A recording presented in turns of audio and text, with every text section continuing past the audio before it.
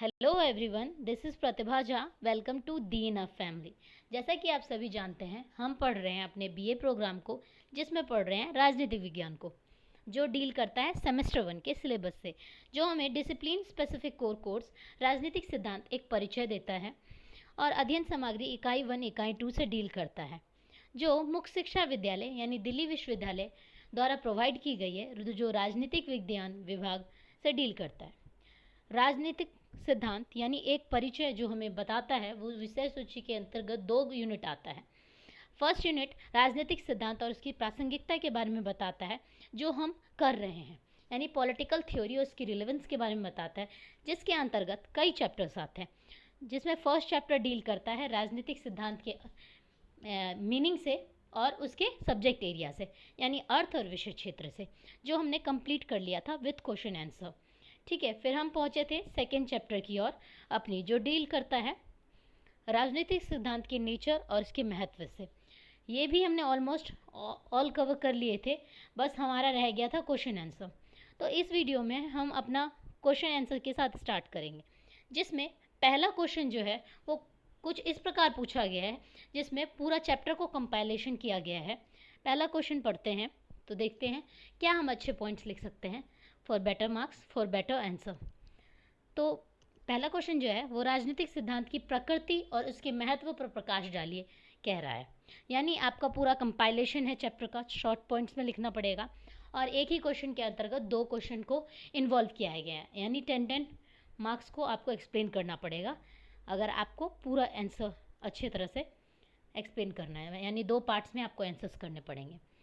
तो जो हम स्टार्टिंग में पॉइंट देखते हैं, जैसे कि आपने फर्स्ट चैप्टर में भी पढ़ा होगा कि जो राजनीतिक सिद्धांत का मीनिंग है वो अलग अलग विचारकों के तौर पे ना अलग अलग व्यू देते हैं।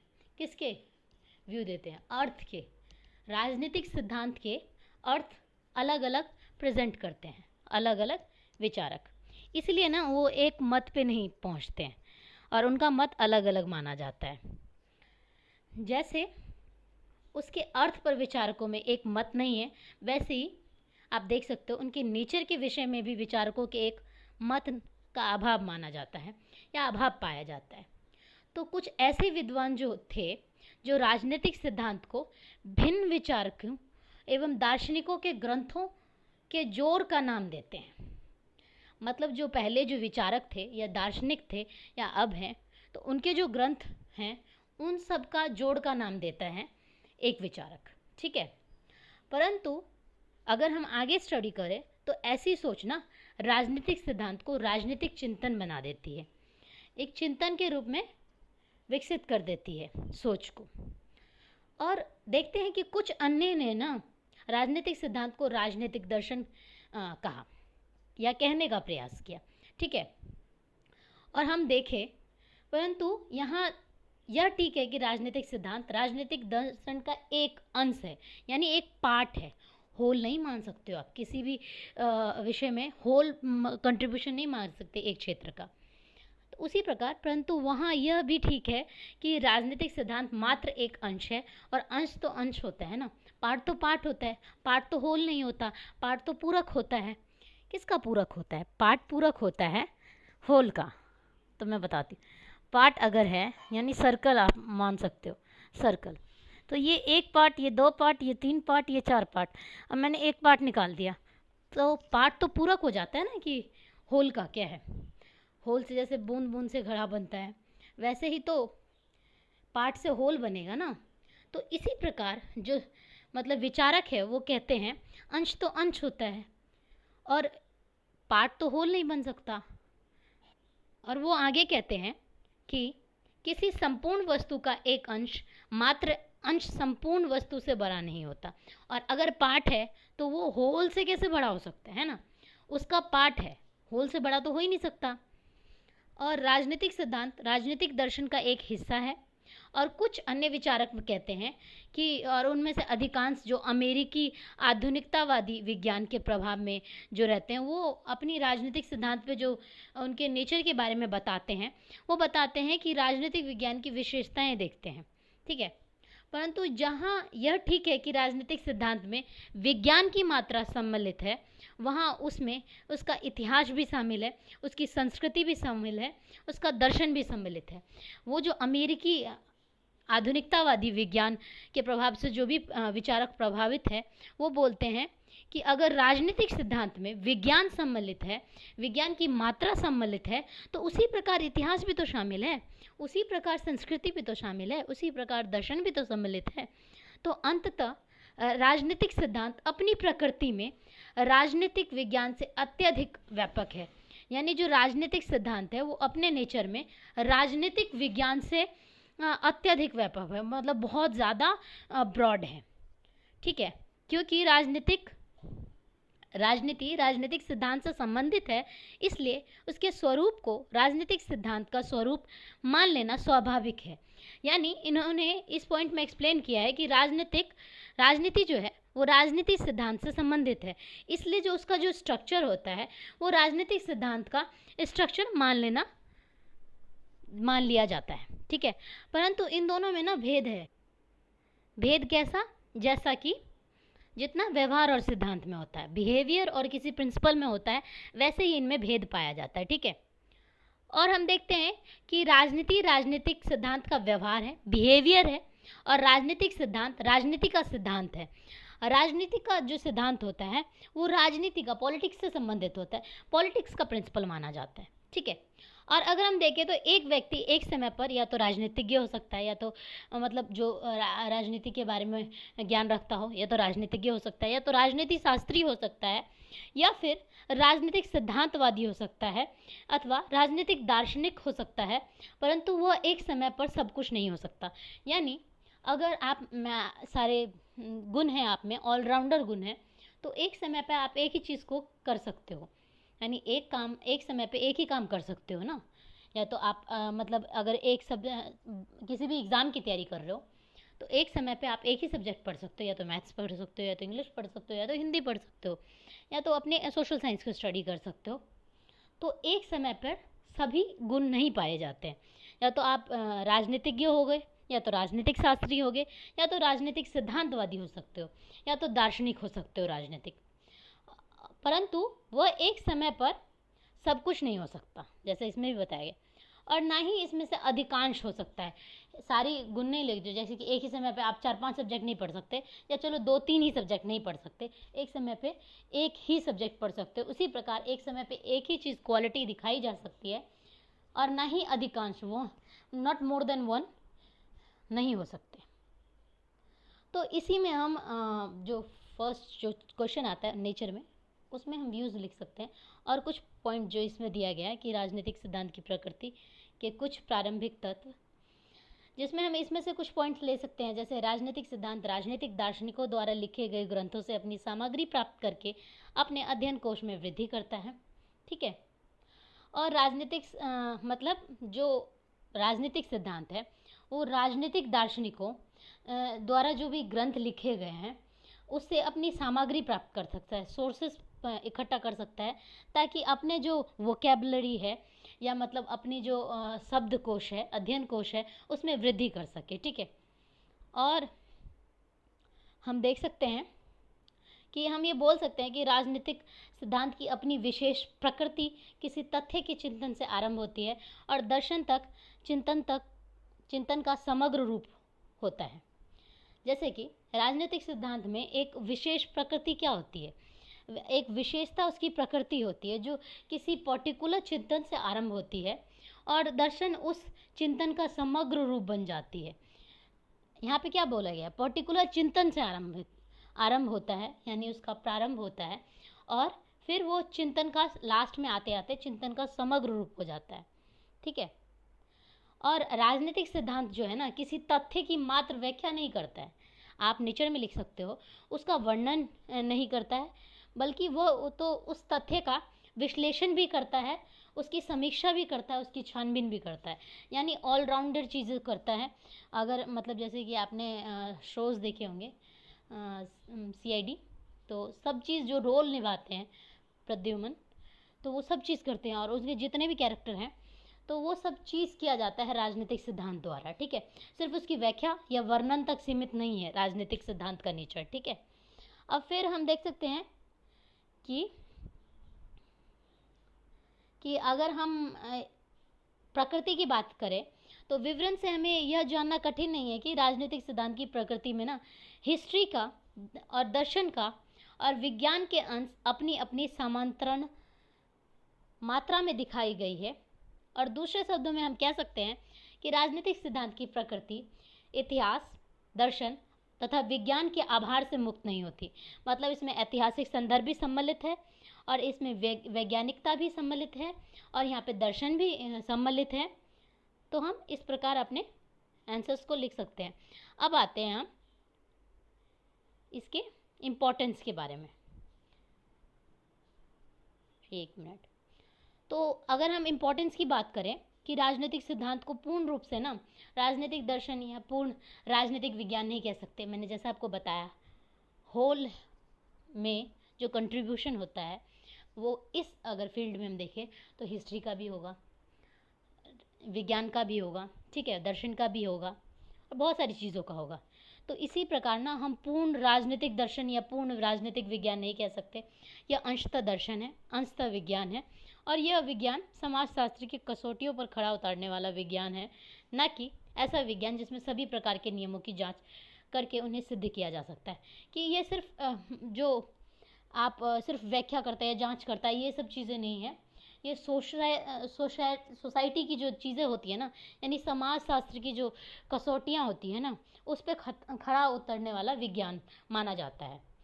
यह दर्शन की भांति ऐसा विज्ञान जिसमें सभी प्रकार के नियमों की जांच करके उन्हें सिद्ध भी किया जाता है। नियमों की सिर्फ जांच नहीं करता, उसकी सिद्धता को भी प्रूफ करता है, ठीक है। और ये दर्शन की भांति मात्र कल्पना नहीं है, इमेजिनेशन नहीं है, अपितु ये जीवन के सत्य को खोज करता है, ठीक है। और अगर हम जॉन प्लाज्म की बात करें कि वो कहते हैं कि राजनीतिक सिद्धांत ना तो केवल कल्पना की उड़ान है, ना ही पूर्वाग्रह यानी प्रेजुडिस का प्रदर्शन है, अथवा बौद्धिक खिलवाड़ कहते हैं। ये मैंने आपको बताया था, तो आप ये पॉइंट लिख सकते हो पर्सपेक्टिव में पॉलिटिकल थ्योरी के। और फिर हम देखते हैं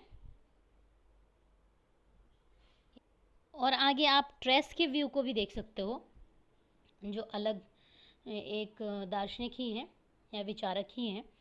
तो उसमें वो कहते हैं कि राजनीतिक शास्त्री का महत्व इस बात से नहीं होता है कि वह समाज के राजनीतिक जीवन की तत्कालिक या संभावित समस्याओं को औरों से पहले समझकर राजनीति के समय रहते वैकल्पिक सुझाव दे सके।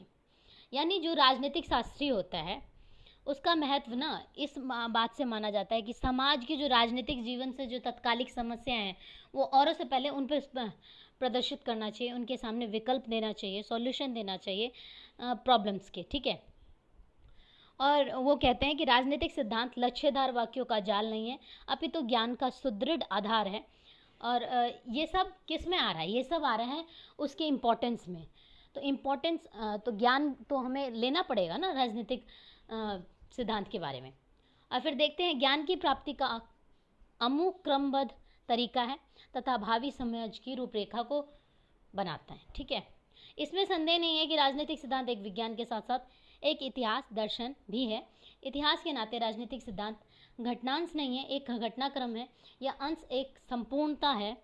विज्ञान के रूप में राजनीतिक सिद्धांत सत्य की खोज का एक तरीका है। किन्हीं बंद कमरों में कुछ एक उपकरण एक प्रयोगशाला तो बना सकते हैं, परंतु ज्ञान की ऐसी प्राप्ति सीमित विज्ञान है। यानी ये बताता है, यानी अगर इम्पोर्टेंस की बात करें तो अगर हम देखते हैं विज्ञान के रूप में राजनीतिक सिद्धांत एक सत्य की खोज का तरीका है। किसी चार दीवारी में बंद कमरे का कुछ एक उपकरण नहीं माना जाता, ठीक है। ये एक प्रयोगशाला तो बना सकते हैं, परंतु ज्ञान की ऐसी प्राप्ति सीमित विज्ञान है। यानी एक प्रयोगशाला बना देंगे तो वो चार दीवारी के भीतर एक्सपेरिमेंट होगा ना, तो उसमें लिमिटेशन ज्ञान होगा। अगर बाहर आप अप्लाई करते हो सराउंडिंग्स में तो वो ब्रॉड एंड विजन प्रोवाइड करती है ना, आपको एक ब्रॉड आइडिया देती है किसी भी एस्पेक्ट से। तो इसी प्रकार हम देखते हैं कि दर्शन के रूप में राजनीतिक सिद्धांत मात्र मानकों का समूह नहीं है, अपितु मंजिल की पहचान है। आप ऐसे ही अपने पॉइंट्स बना सकते हैं बहुत सारे स्टडी करके, जो मैंने आपको बताया। तो फिर हम आ जाते हैं सेकेंड क्वेश्चन पे। हमने फर्स्ट क्वेश्चन को एक्सप्लेन कर दिया, जिसमें नेचर के बारे में बताया, उसके इंपॉर्टेंस के बारे में बताया। नेचर में आप लिख सकते हैं भिन्न भिन्न विचारकों के व्यूज़, जो मैंने आपको बताया है वीडियोज़ में, और उसकी इंपॉर्टेंस को आप जोड़ सकते हैं नेचर से कि क्या इंपॉर्टेंस है, क्या क्या हमें प्रोवाइड करती है, राजनीतिक सिद्धांत की स्टडी से हमें क्या क्या प्राप्त होता है। तो चलिए दूसरा क्वेश्चन स्टार्ट करते हैं। राजनीतिक सिद्धांत के स्वरूप में इतिहास, विज्ञान, दर्शन का क्या स्थान है, समझाइए।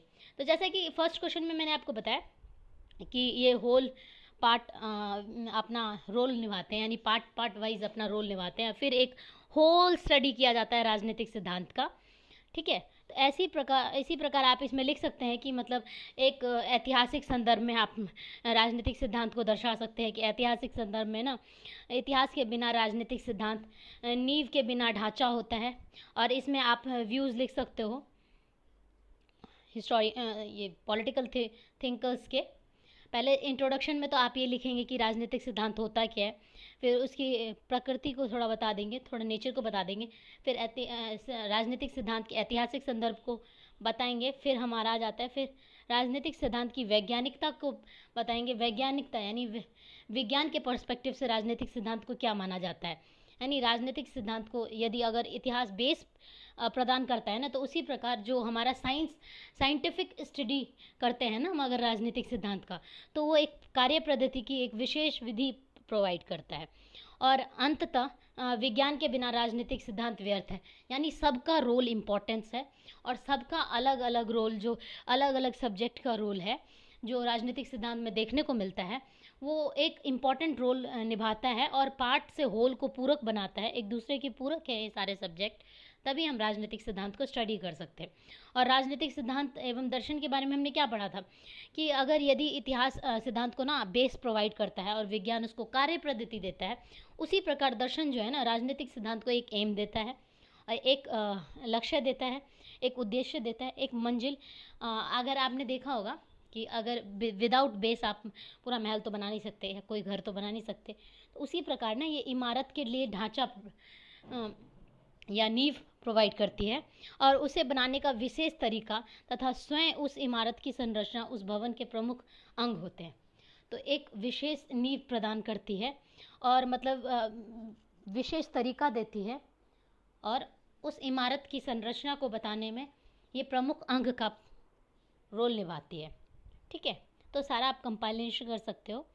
और फिर हम आ जाते हैं किस पे, I hope second question clear हुआ होगा आपको और फर्स्ट क्वेश्चन भी।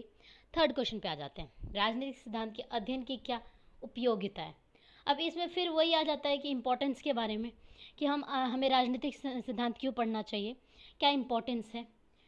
और राजनीतिक सिद्धांत में तो अलग अलग फील्ड भी आते हैं ना, जैसे कि ऐतिहासिक संदर्भ में पढ़ा, वैज्ञानिकता के, दर्शन शास्त्र के संदर्भ में पढ़ा, तो उसकी इम्पोर्टेंस को हमें बताना है। जैसे कि आप देख सकते हो, पहले तो आप एक्सप्लेन करोगे कि राजनीतिक सिद्धांत होता क्या है, ठीक है। फिर उसके थोड़ा बताओगे कि प्रकृति में बहुत सारे विचारकों के मत एक नहीं है, उसी प्रकार ये जो इम्पोर्टेंस है तो उनका भी मतलब जो विचारक होते हैं तो डिफरेंट इम्पोर्टेंस बताएंगे ना। तो उसी में एक पॉइंट आ जाता है कि राजनीतिक सिद्धांत पूर्ण राजनीतिक दर्शन नहीं होता है, पूर्ण राजनीतिक विज्ञान भी नहीं होता है, यह अंशतः दर्शन है, अंशतः विज्ञान है, यानी थोड़ा थोड़ा पार्ट अलग अलग विषय के हिसाब से ये रोल प्ले करता है, ठीक है।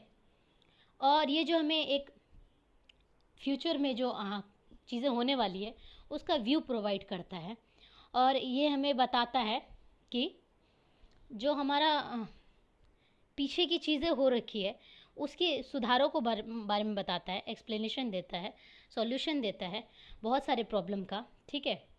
और हमें बताता है कि एक ब्रॉडन दर्शन के बारे में बताता है। जैसे अगर हम एक और विचारक के बारे में ले तो सी राइट आ जाते हैं, सी राइट मिल्स। तो उन्होंने बताया है कि अपने आप में आप ये विचारक का आप नाम लिख सकते हो अच्छे मार्क्स के लिए। वो बताते हैं अपने आप में राजनीतिक सिद्धांत एक सामाजिक वास्तविकता है, एक रियलिटी है सोसाइटी की, जो यह एक ऐसी विचारधारा है जो कुछ संस्थाओं कार्यों को उचित ठहराती है, यानी कुछ सोसाइटी की जो संस्थाएं होती हैं उसको और उसके एक्टिविटी को उचित ठहराती है, और कुछ प्रहार करते हुए आलोचना करती है। और फिर आगे बताते हैं वो कि राजनीतिक सिद्धांत एक नीति शास्त्र की भी भूमिका निभाता है, एक नीति शास्त्र का रोल निभाता है, और यह अपने अपने समय के आदर्शों की रूपरेखा तैयार करके लोगों को घटनाओं आंदोलनों पर उन्हें परखने का प्रयास करता है। यानी एक नीति शास्त्र का रोल निभाता है और अपने अपने समय के जो आदर्श होते होंगे उनकी जो स्ट्रक्चर होता है वो तैयार करता है, और लोगों घटनाओं आंदोलनों पर उन्हें परखने का प्रयास करता है। ठीक है। और राजनीतिक सिद्धांत को उन्होंने बताया कि कर्म, सुधार, क्रांति और संरक्षण की संस्थाओं का निर्धारण करता है। कर्म का करता है, सुधार का करता है, क्रांति का करता है, संरक्षण की संस्थाओं यानी सोसाइटी में जो संरक्षण देती है संस्थाएं उसका निर्धारण करता है। यह ऐसा चक्रव्यूह है और कार्यक्रम बनाता है जिनमें साध्य और साधन दोनों समाहित होते हैं। एक ऐसे चक्रव्यूह का निर्माण करता है जिसमें साधन भी होता है और साध्य भी होता है। ठीक है। साधन यानी मतलब कोई सोर्सेज जो हमें होते हैं, साध्य यानी जिससे हम कुछ करते हैं, यानी जो हमें प्रॉब्लम क्रिएट करता है या जो हमें सॉल्यूशन बताता है। ठीक है। और जिससे हम सॉल्यूशन निकाल सकते हैं वो साधन का रूप हो जाता है। ठीक है।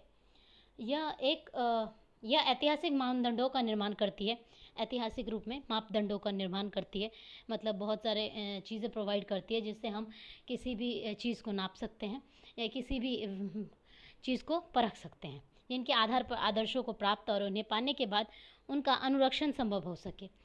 आदर्शों को प्राप्त किया जा सकता है और फिर उसका जो इवैल्यूएशन होता है वो कर सके। ठीक है।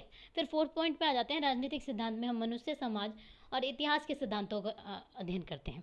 यानी पॉलिटिकल थ्योरी में अगर इम्पोर्टेंस में वो करें तो मनुष्य के और समाज, उसके जो समाज होते हैं और उसके जो हिस्ट्री होती है, उसके जो प्रिंसिपल्स होते हैं उसका अध्ययन करते हैं, और इसमें समाज के निर्माण का तत्व, इतिहास की भिन्न धाराओं को समझते हैं, और इसमें जो सोसाइटी होती है उसके निर्माण का तत्व, एलिमेंट को हम समझते हैं, भिन्न धाराओं को समझते हैं।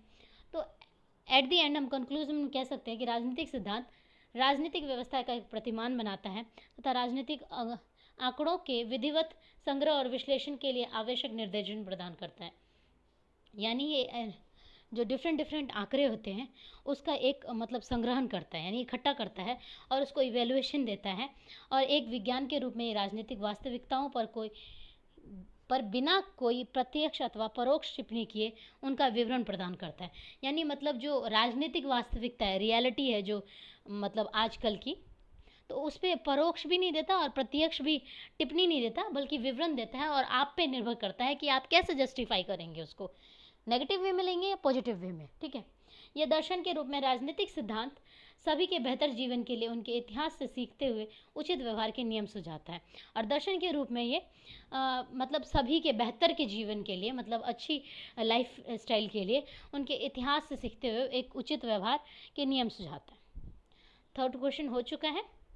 अब जो 4th क्वेश्चन है इस पे मैं चाहूँगी कि आप अपने तर्क लगा के अपने व्यू पॉइंट में आंसर्स दें।